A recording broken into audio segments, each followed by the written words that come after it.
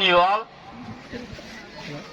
First of all, I seek forgiveness from Allah subhanahu wa ta'ala and protection from evil in the name of Allah, the most beneficent, the most merciful.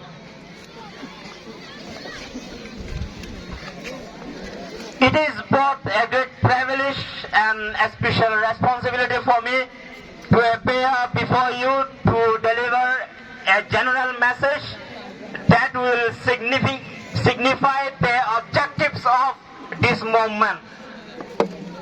Today, 23rd November 2024, marks a critical moment in our struggle for the rights and dignity of the Rohingya people. As part of the youth movement for Arkham, we stand in solidarity with the oppressed and in defiance of the injustice we continue to face.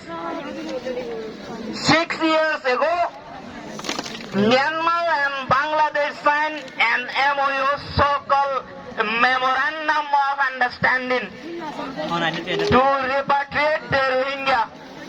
But has anything truly changed? The answer is clear: no. Thousands of Rohingya remain trapped in overcrowded camps, unable to return home. The MOU failed to address the root causes of their displacement: violence, ethnic cleansing, and the denial of basic rights.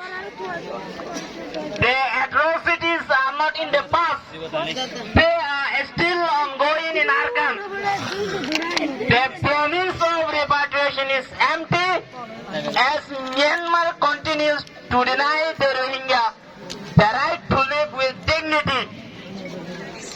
But we, the youth, will not be silent.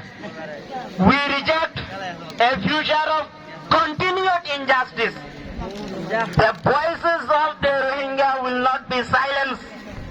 We rise in unity for justice, dignity, and voluntary repatriation. We call on the Myanmar junta and Rakhine rebel groups to end the violence and discrimination.